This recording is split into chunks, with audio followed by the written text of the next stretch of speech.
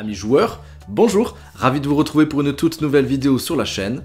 C'est Thomas et vous êtes sur Il était un jeu. Ça y est, ça arrive, c'est mon petit récapitulatif du dernier festival international du jeu, le FIGE, édition 2023, qui a été riche en découvertes, riche de notre côté en rendez-vous pour voir un petit peu ce qui va se tramer, ce qui va arriver durant l'année 2023. Et malheureusement, c'est quelque chose que je regrette aussi, peut-être que je ferai différemment les prochaines fois, mais très peu de jeux joués malheureusement. La faute, bien sûr, déjà au succès que ce festival rencontre au fur et à mesure des années. Je crois qu'il y a eu 75 000, 73 000 passionnés qui se sont donné rendez-vous, avec des fois même les portes qui se sont fermées, tellement il y avait de l'affluence sur cette édition-là. Et bien sûr, ce qui en découle avec cette affluence-là, c'est que les tables, il n'y avait pas beaucoup de tables disponibles, même en y arrivant assez tôt. Et donc, j'ai prévu pour l'année prochaine de vous proposer les 5 trucs et astuces pour profiter peut-être de ce salon-là. Soyez à l'affût. Bref, ce que je vous propose de découvrir ici avec moi, c'est les 25 jeux qui ont marqué notre salon ici. Hello est pas là pour m'accompagner malheureusement, mais de voir donc classer en différentes catégories, enfants, ambiance, initié, familial, etc. Les jeux que j'attends le plus, les jeux qui m'ont plu le plus, ceux peut-être avec des mécaniques nouvelles, ceux avec une thématique bien connue et qui sont réputés pour être d'excellents jeux et que beaucoup de joueurs attendent. Eh bien, je vous laisse vous installer tranquillement et confortablement, tout comme moi, pour profiter de cette vidéo. C'est parti!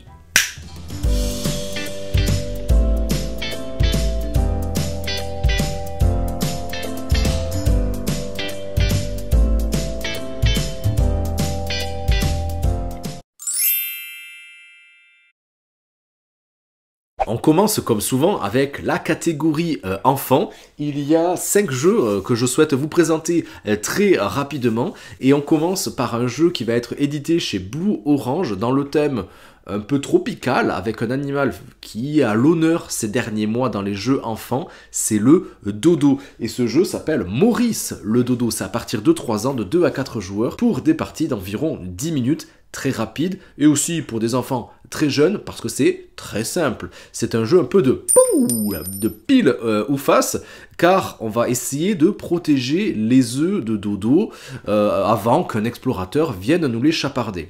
Comment ça se passe? Eh bien, on choisira un œuf de couleur qu'on mettra sur un dodo en bois, et celui-ci, ensuite, on va le pousser pour qu'il dégringole une petite colline, et en fonction de la face sur laquelle se retournerait la pièce, l'œuf de dodo, soit sur une face œuf normal, tant mieux, on pourra le mettre sur nos petites tablettes. Le but sera de constituer les tablettes avec les œufs colorés définis, soit ça sera sur la face verso, l'œuf sera brisé, on ne remportera pas de points, et c'est donc cet explorateur-là qui va avancer le long d'une piste jusqu'à arriver au nid de dodo, et donc tout nous piquer. C'est un jeu donc qui va mélanger dextérité, réflexion, et aussi combinaison de tuiles. Je pense que voilà, à 2-3 ans, c'est quand même quelque chose qui peut être super sympa. L'édition, elle est canon, et la mécanique, elle est assez connue, mais voilà, la manipulation de ce petit dodo là, elle reste super plaisante. Ça devrait arriver très prochainement, si je me souviens bien. Le deuxième jeu, c'est Schmidt qui va éditer ça, je crois même qu'il est déjà sorti. Ça s'appelle Gratouille Zoo. C'est de 2 à 4 joueurs à partir de 5 ans, pour 20 minutes environ les parties. Mais je pense aussi qu'en qualité d'adulte, vous devriez y trouver des variantes à mettre pour pimenter peut-être vos apéros. J'en dirai pas plus. Gratouille Zoo, chaque joueur autour de la table sera un animal. Un zèbre, je crois, une girafe, etc., un léopard. Et il y aura des puces qui seront réparties sur le plateau. Le plateau qui est dans la boîte de jeu. Sur cette boîte de jeu, et donc il y a différentes textures, différents pelages, qui définira donc les pelages des différents joueurs. Sur ces pelages-là, il y a des puces. Le but, ça sera de se débarrasser de ces puces. Et comment on va se débarrasser de ces puces? Eh bien, grâce à un petit peu d'extérité et de chance, en fait, il y a des petits bâtonnets comme des bâtons en bois de glace. Et à notre tour de jeu, on devra tapoter sur un angle peut-être d'une de ces cases-là pour faire catapulter les puces sur d'autres territoires. Le but sera bien évidemment de ne plus avoir de puces sur nos pelages. Ça reste extrêmement simple. En 30 secondes, je pense que j'ai remporté mon pari. Je vous ai expliqué les règles. C'est assez fou, c'est assez rapide à jouer. Ça risque de mettre vachement d'ambiance et on risque de se pourrir, et peut-être même, voilà, peut-être qu'il y a des variantes où on pourrait y jouer peut-être en mode simultané, je sais pas, en tout cas on a hâte de pouvoir s'y jeter dessus. Le troisième jeu, c'est chez Gameflow qui a l'habitude de nous proposer des livres dont on est le héros. Vous savez, ces livres verts là qui sont assez réputés, super bien écrits, à chaque fois avec des auteurs et des illustrateurs différents. Eh bien, il y a quelque chose qui va arriver, c'est qu'ils vont remettre un petit peu tous ces livres au goût du jour en version puzzle. Ça devrait s'appeler Puzzle Adventure, ou Aventure en français, et ça se fera donc en 3 étapes. 1, on devra constituer un puzzle avec le même nombre de pièces. Si je dis pas de bêtises, je crois que c'est 32. Ensuite, sur ce puzzle, on devra choisir un protagoniste de départ de notre aventure. On retournera donc cette pièce de puzzle avec un petit peu de lecture et nous demandant, par exemple, d'aller chercher tel ou tel objet. Donc, ça sera la deuxième étape de notre jeu, c'est un chercher-trouve. Et la troisième étape, c'est de faire des choix dans notre aventure pour aller d'un bout à l'autre de cette carte, sachant qu'à la fin, on va dévoiler, ben là, dans cette aventure-là, ça sera avec un dragon, on va dévoiler le dragon avec la finalité de l'histoire. Voilà, ça, c'est pas pour tout de suite, mais ça, c'est quelque chose qui m'intrigue. Vous me direz si vous aussi ça vous intéresse. Le quatrième jeu, c'est un coup de cœur de ce salon aussi. C'est un coup de cœur aussi de ce début d'année. Ça s'appelle Le Grand Méchant Monstre. C'est édité chez Banquise. C'est de 2 à 4 joueurs à partir de 5 ans pour 20 minutes environ les parties. Et c'est un jeu que j'ai la chance d'avoir déjà à la maison et que je vous ai déjà posté un avis, en tout cas sur Instagram. C'est un véritable coup de cœur. Le Grand Méchant Monstre, donc c'est édité hop là, chez Banquise. C'est créé par Johan Dufour et Benoît Turpin et illustré par Rémi Leblond. C'est un roll and write pour les enfants, d'une certaine façon, dans lequel on va devoir dessiner des monstres.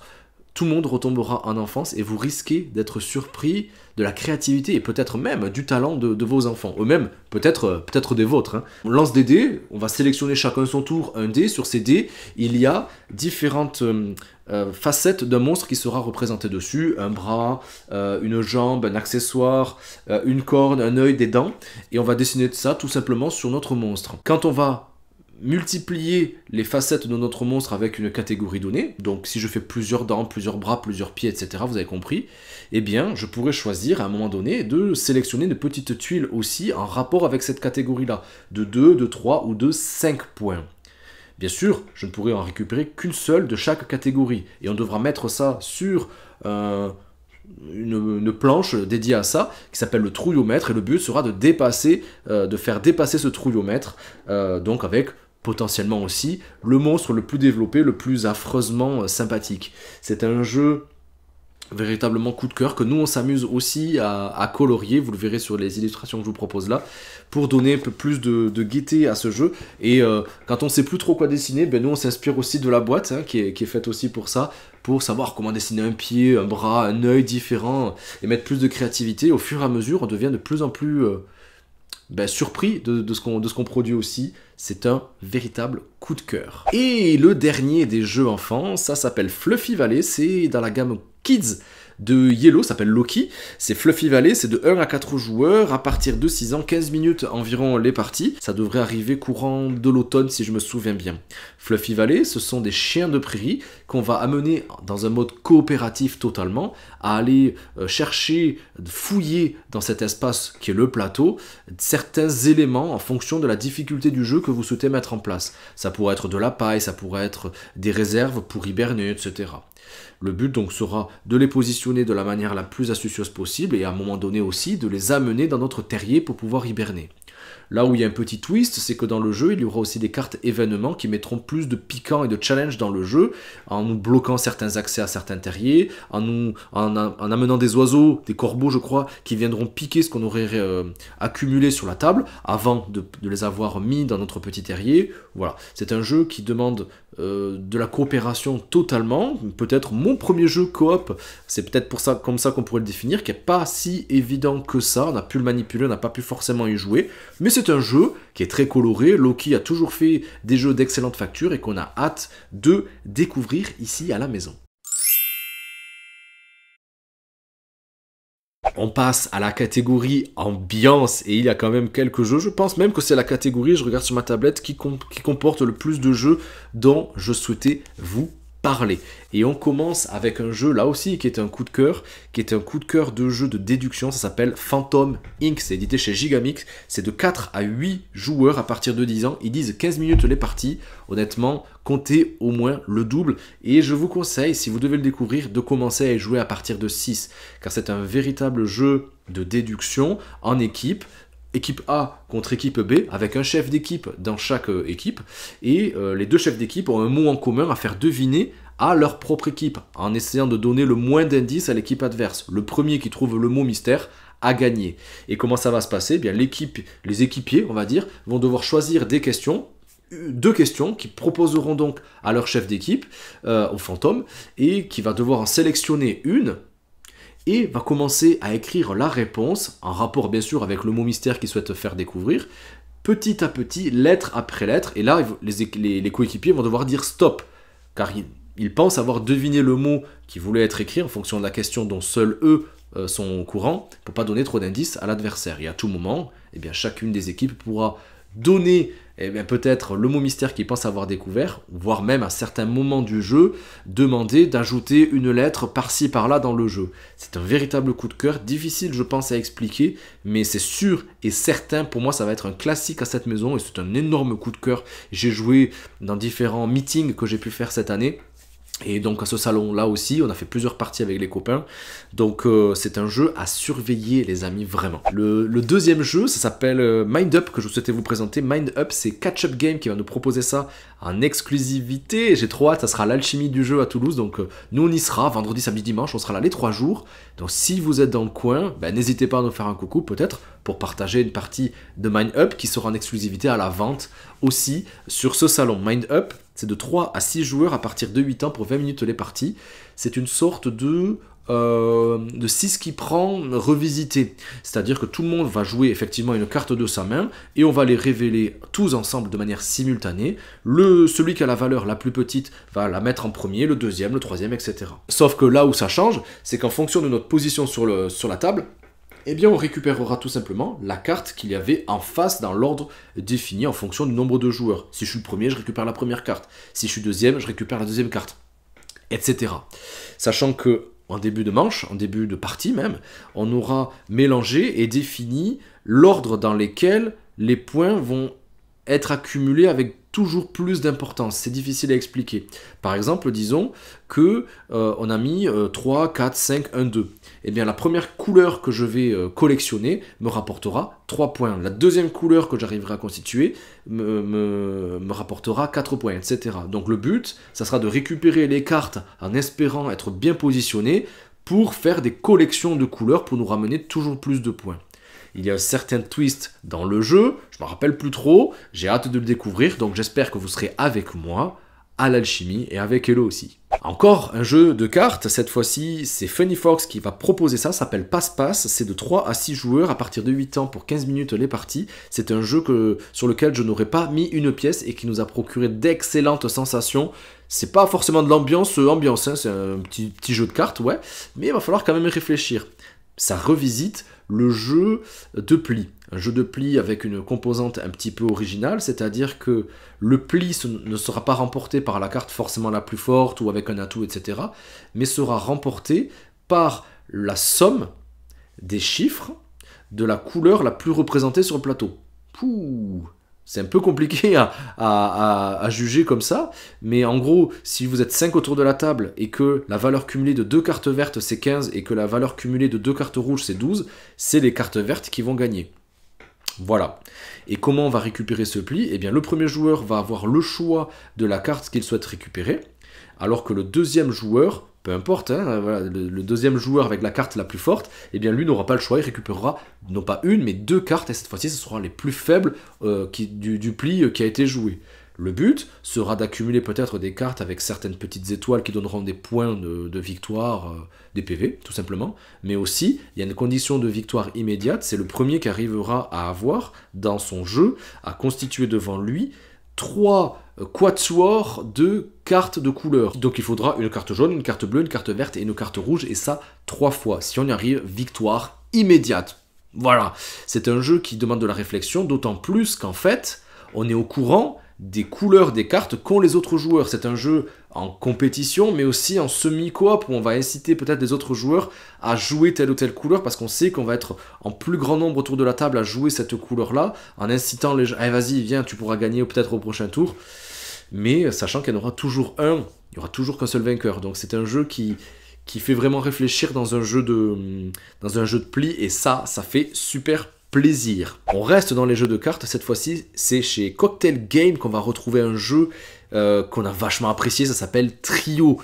Trio, ça nous demande de faire des trios de cartes, de couleurs avec des chiffres, rien de bien très compliqué, mais vous allez voir que quand même c'est assez intelligent. C'est de 3 à 6 joueurs à partir de 7 ans, pour 15 minutes les parties, et il y a plusieurs variantes dans ce jeu, on va y revenir très rapidement. C'est un jeu de cartes, on a des cartes en main, et le but sera donc de constituer des trios de cartes, sachant qu'on pourra continuer de jouer si on arrive à avoir 2 cartes identiques, 2 cartes avec le même chiffre. Je vais demander à un joueur, est-ce que tu peux me montrer soit ta carte la plus forte, soit ta carte la plus faible. Il nous la révèle, et si j'arrive à retrouver pareil chez mes adversaires ou une carte de ma main avec le même chiffre, eh bien je peux continuer de jouer. Le but, c'est trio, c'est d'avoir un trio de cartes, et auquel cas je peux continuer. Le premier qui arrive à faire un certain nombre de trios gagne la partie. C'est aussi simple que cela. Mais c'est, comme vous le voyez, un jeu aussi, il faudra se souvenir des cartes qui ont été dites, énoncées, trouvées par les adversaires. Et je trouve qu'il y a une variante qui est quand même plutôt sympa, c'est qu'on pourra mettre une rivière de cartes cachées au milieu de la table. Et donc, plutôt que de demander telle ou telle carte aux joueurs, on pourra aussi dévoiler, à la manière d'un memory pour les enfants, une carte au milieu de la table. Je trouve que cette version-là, elle est plus sympa. Et là où c'est encore plus intelligent, c'est que pour amener plus de difficultés dans le jeu, on pourra jouer avec une variante qui nous demandera peut-être de remporter la victoire aussi très rapidement, si on arrive à constituer un autre trio qui sera défini par un premier trio qu'on aurait constitué. Parce que vous avez compris, si je demande toujours des cartes faibles ou fortes, les cartes du milieu, les 7, les 8, ça risque d'être difficile à constituer. Et ce challenge-là pourrait être mis en avant par ce mode de jeu.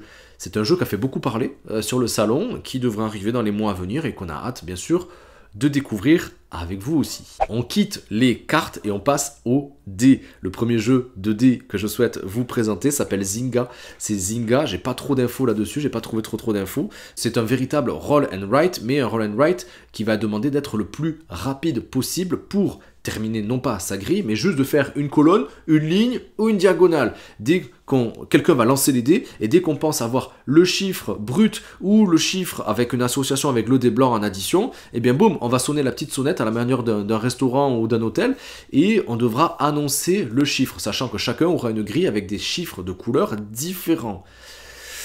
Si on se trompe, on prendra des malus, peut-être même, quitte à être éliminé totalement de la partie. Donc, peut-être qu'il est un peu déséquilibré avec des joueurs qui aiment plus prendre leur temps, et ceux qui ont une vision plus globale des jeux, ou dans leur vie en général, risquent d'être peut-être avantagés.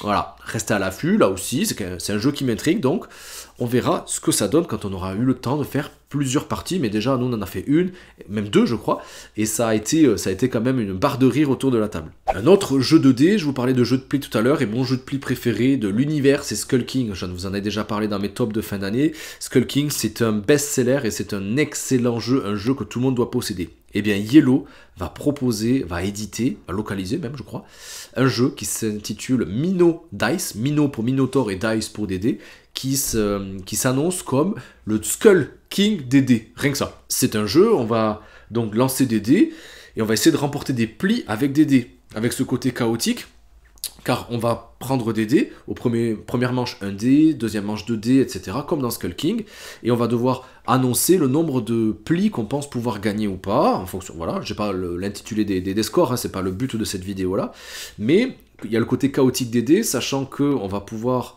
lancer des dés, on aura les probabilités d'arriver sur certaines faces, sachant qu'il y a toujours ce système de priorité, d'atouts, comme dans Skull King avec les sirènes, les pirates, etc. Il y a toujours ce système-là, mais en fonction de notre lancer de dés à ce moment-là, qui sont à chaque fois d'une couleur différente, hein, bien sûr, eh bien, on aura peut-être la malchance de tomber sur la face qui remporte rien du tout, on tombe sur 0, et donc même avec un dé qui était censé remporter un pli, eh bien, on peut perdre aussi. Ça amène beaucoup plus de chaos, donc attention, ça reste léger.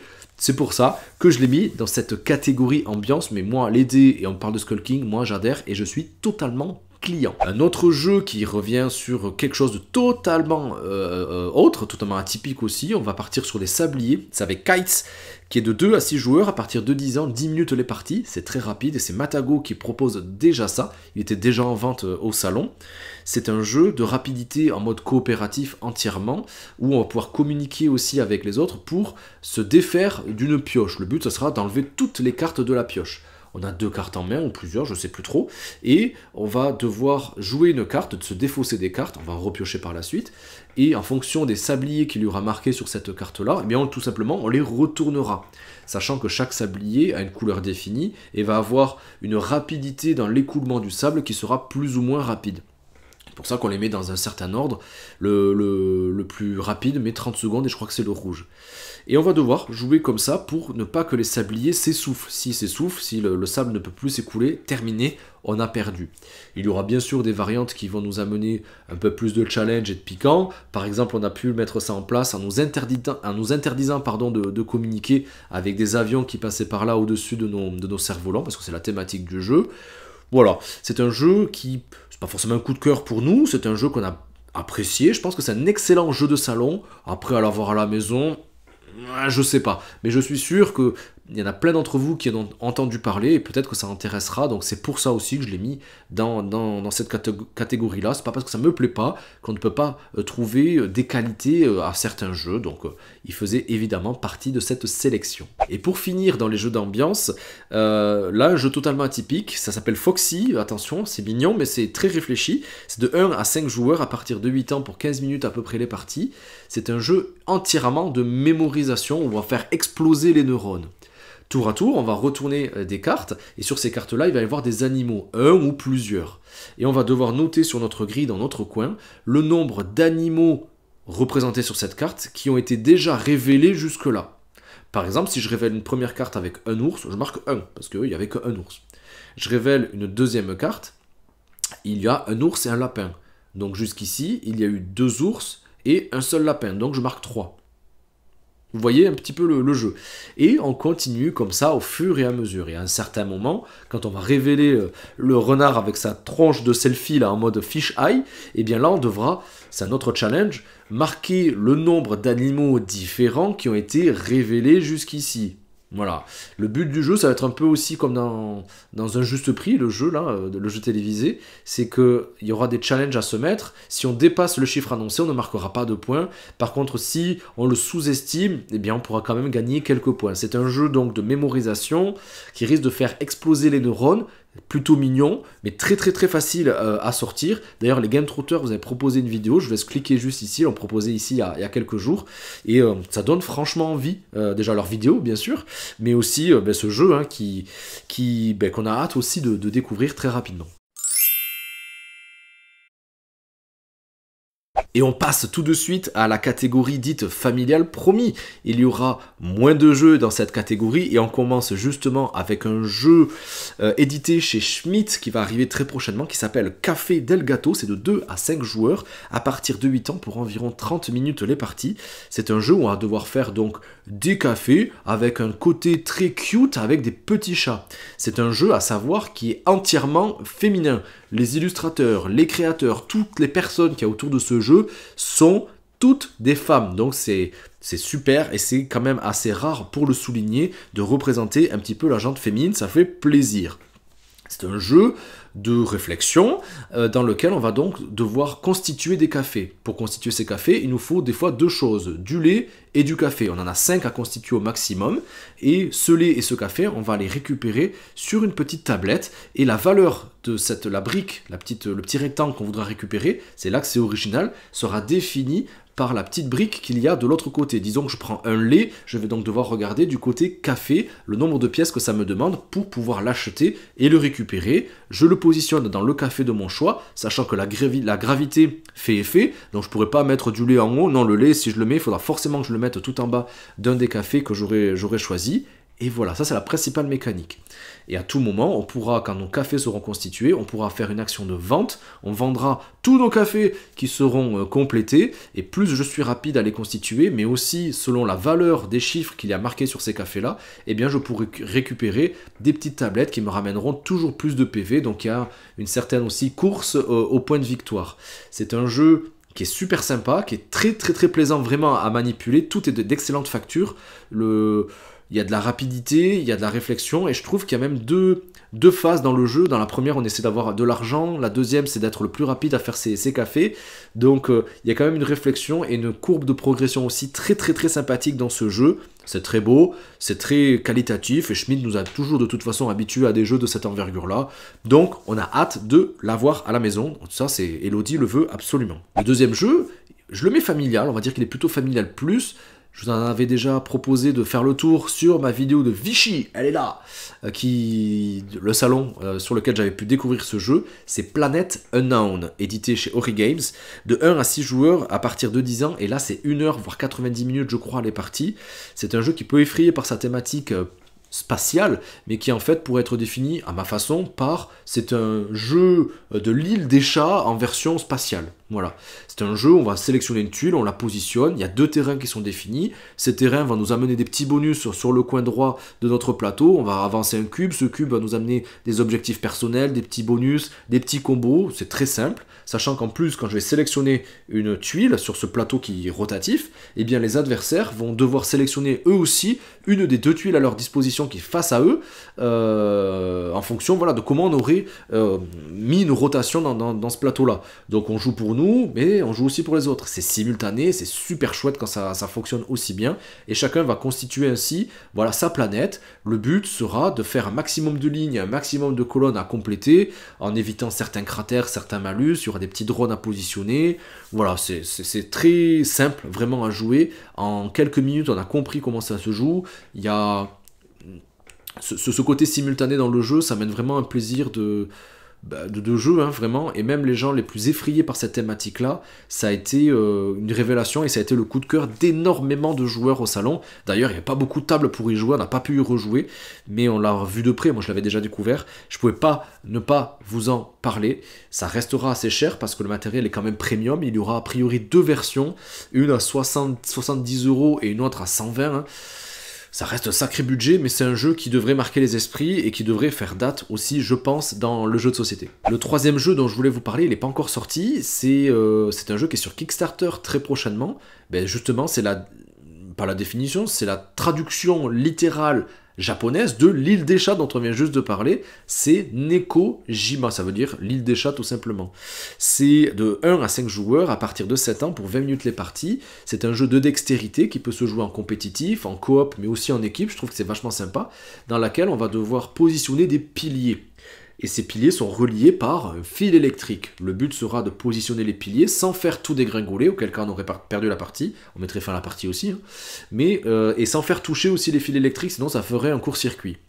On lancera des dés, et ces dés vont définir les endroits où on devra positionner les 2 piliers reliés par ce fil électrique.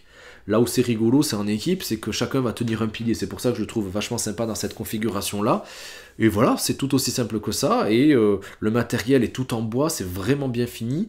Voilà, je pense que je vais surveiller cette campagne-là d'assez près. En tout cas, ça devrait arriver d'ici quelques jours, et voilà, ça a l'air plutôt sympa. Vous me direz en commentaire si peut-être ça vous donne envie. Il a remporté déjà plusieurs prix, hein, ce jeu, notamment le prix du jeu du salon de l'alchimie dont je vous ai parlé tout à l'heure, le prix, je crois, au Flip aussi l'année dernière, et le prix de la plus voilà, le meilleur jeu découverte en fait au Paris ludique aussi. Donc c'est un jeu qui a déjà eu son petit succès auprès du public et qui enfin va être édité grâce au soutien de nombreux passionnés comme nous. Et le dernier jeu dont je souhaitais vous parler, c'est un jeu qui m'a été présenté comme étant le Cascadia version botanique. Alors autant vous dire que ça me hype de fou. Cascadia, c'est un de nos jeux préférés de ces derniers mois, avec une thématique botanique que je maîtrise pas, mais toujours avec ce côté, on va apprendre un petit peu de choses, en tout cas on va nous décrire ce qu'on va faire, avec des plantes qu'on va devoir positionner, avec le même système que dans Cascadia. Je prends une carte avec le petit jeton qui est accolé, donc un duo, et je vais le positionner pour faire mon plateau et ainsi scorer un maximum. Sachant que là, ce sont des plantes qui vont nous rapporter des points en fonction de la luminosité que ces plantes demandent et en fonction des plantes et des jetons donc d'ensoleillement qui seraient positionnés pour marquer plus ou moins de points. Ça reste plutôt accessible dans ces règles a priori. Beaucoup de monde aussi au salon sur ces tables-là. On n'a pas pu l'essayer, mais comme je vous l'ai dit, on parle de Cascadia, c'est les mêmes auteurs, la même mécanique. Moi j'y vais, et en plus si je peux apprendre un petit peu de trucs sur la botanique, moi je dis pas non. Ben voilà, on a fini avec la catégorie dite familiale. On va partir directement maintenant à une catégorie qui me plaît énormément, c'est la catégorie initiée, et je les compte, il y en a 7 jeux dont je souhaite vous parler. Et on commence tout de suite avec un jeu coop, et Dieu sait qu'on n'est pas très coop à la maison, mais c'est un jeu coop qui nous a marqué, c'est Art Project, édité chez Lumberjack. C'est de 1 à 6 joueurs à partir de 10 ans pour 30 minutes, je dirais plutôt 45 quand même, 45 minutes les parties. On n'a pas eu d'aussi bonne sensation sur un jeu coop, c'est ce qu'on se disait quand on y a joué, depuis The Loop.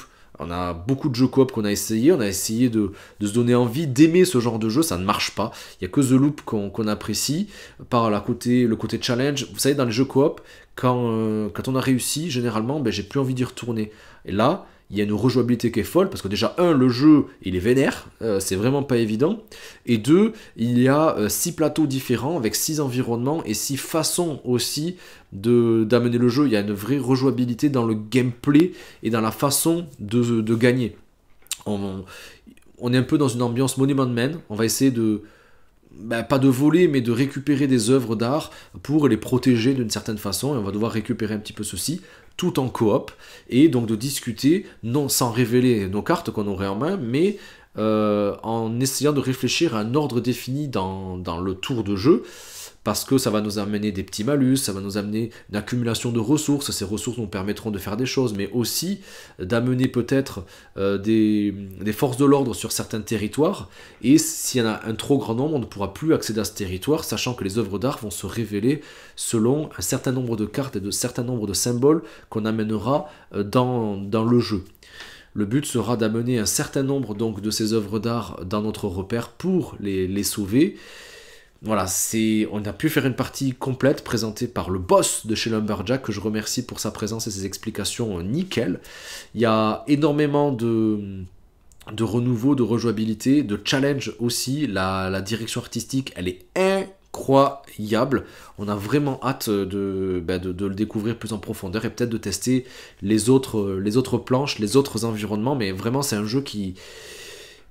pas beaucoup de gens ont pu y jouer parce qu'il fallait quand même avoir du temps, et je suis content de l'avoir découvert, et voilà, restez à l'affût parce que ça arrive cette année et ça annonce vraiment du lourd. Et le deuxième jeu chez Lumberjack qu'on a pu voir, et d'ailleurs on a pu récupérer une petite boîte, c'est Lumen qui arrive très prochainement. C'est en rupture de stock, et ils ont vendu toutes leurs boîtes sur le salon, comme quoi ça a attiré quand même du monde, cette esthétique là, et surtout les grands noms qu'il y a derrière, c'est Bruno Catala, Corentin Lebras, et les illustrations toujours magnifiques de Vincent Dutré. C'est un jeu avec la reprise de pas mal de choses qui ont fait le succès de la boîte d'édition aussi, avec Trek 12, que je vous avais proposé une vidéo dédiée notamment il y a quelques mois, il y a 2 ans je crois maintenant, avec ce système 2D où on va devoir choisir le plus gros chiffre, le plus petit, faire une addition, une soustraction ou une multiplication, et en fonction là aussi des zones ou des cordées, je sais pas quel est le nom qui est défini dans le jeu, qu'on pourrait faire dans le jeu, ça nous permettra de conquérir du territoire, parce que c'est les forces luminaires, la force on va dire des ténèbres contre les forces non ténébreuses, les forces de la lumière, les gentils contre les méchants, pas forcément, parce que le but, ça sera de récupérer des lumens, donc des entités lumineuses. La nuit veut que la nuit persiste, et le jour veut que le jour persiste, donc il y a une guerre, une conquête de territoire comme ça. Et donc en fonction, si on fait des cordées ou des zones, eh bien on pourra développer des troupes sur le terrain ou les faire se déplacer et activer leur territoire. C'est assez atypique, on a fait une partie, honnêtement, pour l'instant, je suis pas très convaincu, parce que ça met de la complexité pour pas grand chose, et on n'a pas ce petit twist de stress qui pourrait arriver, où on compte les points à la fin, bon ben t'as gagné, voilà. Et on n'a pas ce petit côté-là. Même si les illustrations sont top, il y a beaucoup de créatures qui peuvent arriver, chacune avec leur propre capacité, des créatures spécifiques, des bonus particuliers en fonction si on est le premier arrivé sur tel ou tel territoire. C'est un système voilà, de conquête et de majorité, vraiment, celui qui sera en majorité sur un territoire gagnera le nombre de lumens qu'il y avait sur ce territoire. À voir, on le testera davantage et je pense que voilà, restez connectés, on vous en dira un petit peu plus. Un autre jeu illustré par Vincent Dutré, décidément il est un petit peu partout, c'est After Us, édité chez Catch Up Game, qui était jouable et aussi achetable sur le salon, qu'on n'a malheureusement pas pu tester, et là aussi les avis étaient quand même assez mitigés. C'est de 1 à 6 joueurs à partir de 12 ans, 45 minutes les parties. Bien sûr c'est magnifique, un monde post-apocalyptique, avec un système de deck building et d'association de cartes en différentes zones, en différentes lignes pour accumuler des ressources, activer des choses et peut-être recruter aussi d'autres singes. Car c'est un peu ambiance la planète des singes.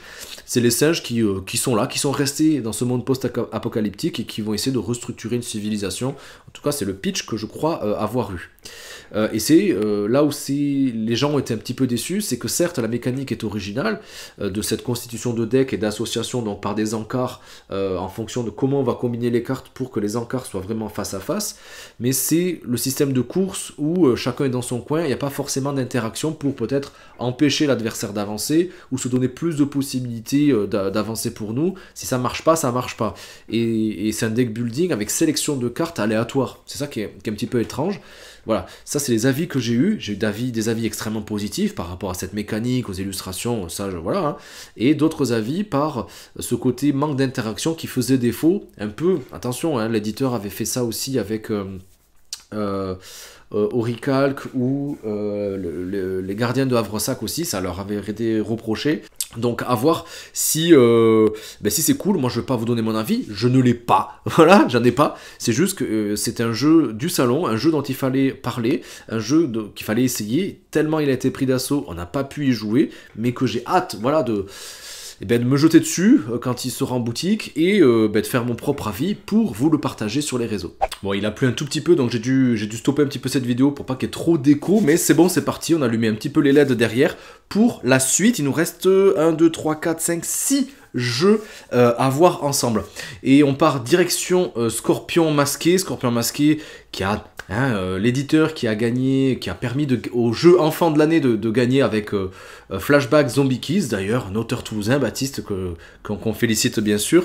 Et bien chez Scorpion Masqué, il y a un jeu que j'avais vu à SN, que j'avais pu essayer dans une version prototype. Là aussi, le jeu n'est pas totalement fini. Ça s'appelle Sky Team. C'est uniquement pour 2 joueurs, à partir de 12 ans, pour 20 minutes les parties. C'est un jeu coopératif sur une thématique qui n'est pas forcément très abordée, peut-être même aucunement abordée. C'est un jeu sur l'aviation, et pas n'importe quel type d'aviation, c'est du pilotage de ligne. On va devoir faire atterrir en coopération, donc à 2 joueurs, un avion de ligne, de la meilleure des façons possibles à base de pose de dés. Chacun derrière un paravent, on va devoir jauger un petit peu les informations indirectes que notre pilote ou le copilote, parce que ça se joue voilà, en pilote et copilote, les informations qu'il va nous donner, car il ne pourra pas y avoir de discussion direct sur les chiffres qu'on aurait sur les dés après les avoir lancés. Il va falloir les positionner tranquillement pour avancer son avion, pour sortir les trains d'atterrissage, pour avoir suffisamment de freins pour permettre un atterrissage en toute sécurité. Le jeu, la thématique, elle est vraiment extrêmement bien fichue, surtout pour un jeu comme ça, hein, un jeu que pour 2. C'est un jeu d'un nouveau genre, je trouve. Les sensations, moi je suis pas pilote d'avion, mais je trouve qu'elles sont vraiment là, et j'ai vraiment hâte de voir ça, surtout qu'il va y avoir une courbe de progression quand même pas mal, très intéressante, notamment avec la possibilité d'avoir différents aéroports qui seront mis à disposition en fonction, et là je vais te poser la question quand même parce que ça m'intéresse, vraiment en fonction du trafic aérien et des particularités de cet aéroport-là, que ce soit donc Paris, Londres, etc. On pourra explorer donc différents horizons. Sky Team, je crois que c'est pour la fin d'année aussi, c'est un jeu à surveiller de très très près. On part direction Yellow avec un jeu qui a fait sensation, un jeu que de nombreux joueurs ont pu se procurer également sur le salon. Il s'agit de Mindbug. Mindbug, c'est un jeu d'affrontement de cartes, mais sans avoir forcément de collection ni de création de deck. C'est à partir de 8 ans pour des parties extrêmement courtes pour le genre. C'est 10 minutes. 10 minutes d'affrontement dans un jeu de cartes, c'est assez rare et assez particulier pour le souligner. J'ai pu tester notamment le jeu avec plusieurs parties pour me faire la main et comprendre vraiment les sensations de jeu avec Julien de la team Game Trotter. je te fais un petit coucou si tu passes par là. Et ça m'a permis donc de découvrir un petit peu ce que le jeu propose. C'est un jeu d'affrontement où il faut être patient. C'est un jeu de cartes où on va utiliser seulement 10 cartes dans la partie, ni plus ni moins, on pourra les récupérer, mais ça sera ces 10 cartes-là. La particularité du jeu, c'est qu'à un moment donné, et c'est là toute l'essence du jeu, c'est qu'il va falloir savoir utiliser à bon escient les 2 mind bugs qu'on possède. Ça nous permettrait, quand l'adversaire poserait une carte, de capturer, de prendre le contrôle de cette créature pour la mettre dans nos rangs. Le but, ça sera de se défaire des points de vie de notre adversaire, et généralement, voilà, ça prend 10-15 minutes. C'est un jeu, comme je vous le disais, où il faut vraiment être assez patient pour comprendre toutes les subtilités du jeu. C'est pas un jeu furieux, je pose, je t'attaque, non. Si on fait ça, on perd quasiment systématiquement, parce que chacune des cartes va avoir souvent une capacité qui est propre. Le vocabulaire n'est pas extrêmement fourni, il y a quelques particularités à comprendre, celles qui permettront d'attaquer directement les points de vie de l'adversaire, ceux qui nous permettront de nous protéger des différents coups, etc. Voilà. Chacune des cartes, d'ailleurs dans un style qui est graphique, qui est quand même très particulier, que j'apprécie énormément, j'adore ce genre de jeu. Est-ce que c'est aussi furieux qu'un Keyforge dont je suis un adepte? Non. Les joueurs de Magic peuvent trouver ça plutôt léger. D'ailleurs, c'est le créateur Richard Garfield qui est derrière l'initiative à ce jeu.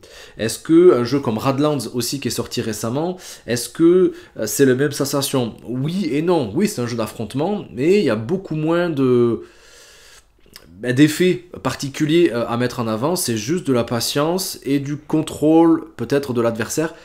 Savoir quand le déclencher pour pas se faire prendre à revers. Les parties en appellent forcément une autre. Je vous conseille vraiment d'y jeter un œil, ça risque de faire sensation.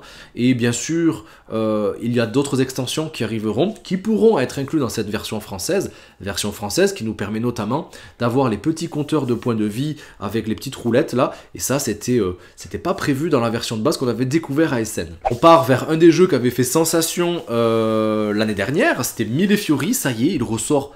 En tout cas c'est une extension qui va arriver, l'extension Les Chefs-d'œuvre, c'est toujours à partir de 10 ans de 2 à 4 joueurs pour 60 minutes à peu près les parties.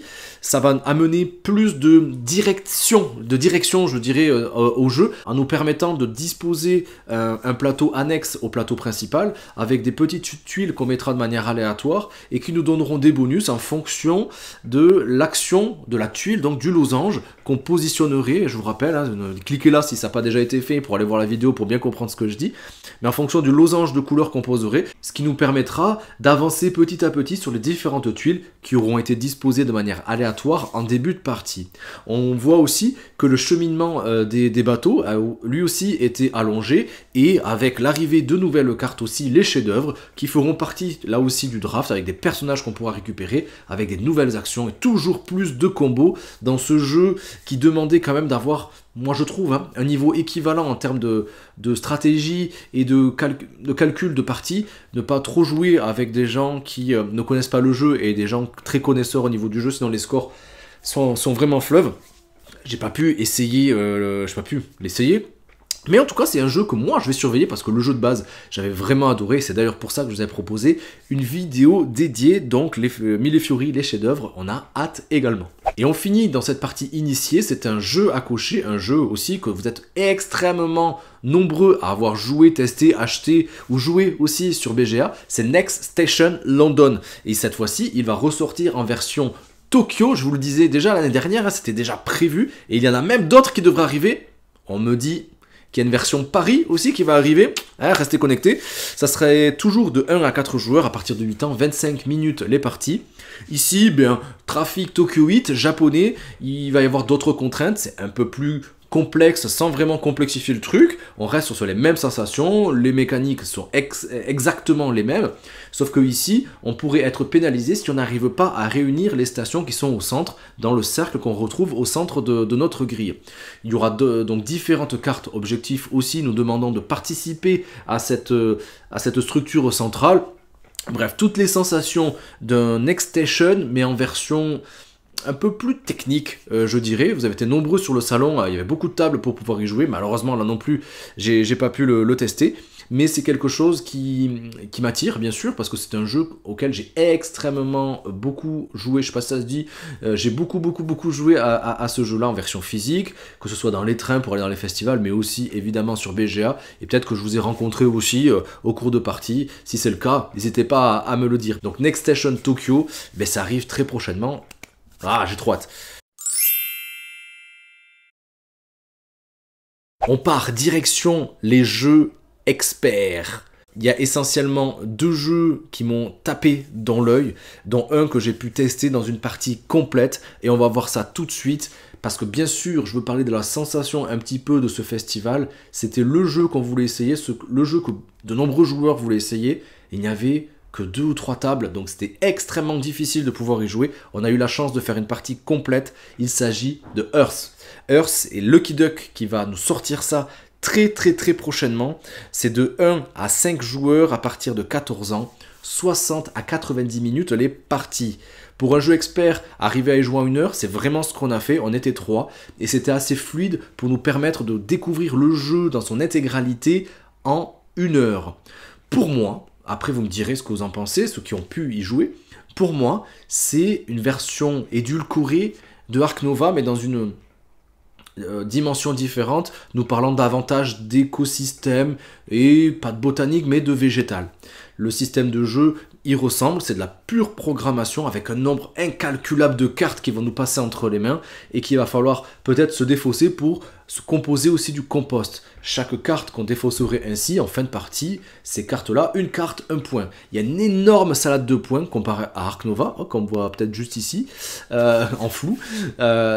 Autant d'Ark Nova, il y avait un seul système de points. Ici, c'est une grosse salade de points selon l'écosystème le plus florissant qu'on arriverait à faire pour pouvoir accueillir des plantes, pour pouvoir profiter de la météo environnante, mais aussi pouvoir accueillir peut-être différents organismes, notamment des animaux qu'on n'aura pas en notre possession, mais qui seront dans des objectifs communs, pour qu'ils puissent nous donner des points de victoire. Il y a tout ce qui fait les bons jeux, même si honnêtement il n'y a rien qui révolutionne le genre, des objectifs communs, des objectifs propres qu'on pourra constituer en début de partie et qui nous permettront donc d'avoir des configurations à chaque fois inédites selon 3 systèmes dans notre écosystème. Et puis ensuite, il y a 4 actions. Quand ça sera notre tour de jeu, on aura donc le choix entre 4 actions qui sont représentées par différentes couleurs. Le joueur actif activera donc cette partie principale et les autres joueurs en simultané pourront activer donc une partie secondaire. Donc il n'y a pas de temps mort aussi dans ce jeu et c'est ça qui est vraiment intéressant.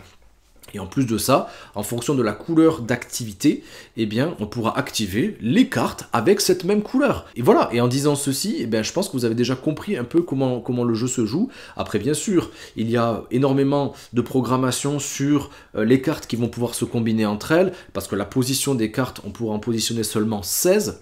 Le premier qui arrive à faire son plateau avec 16 cartes met fin à la partie.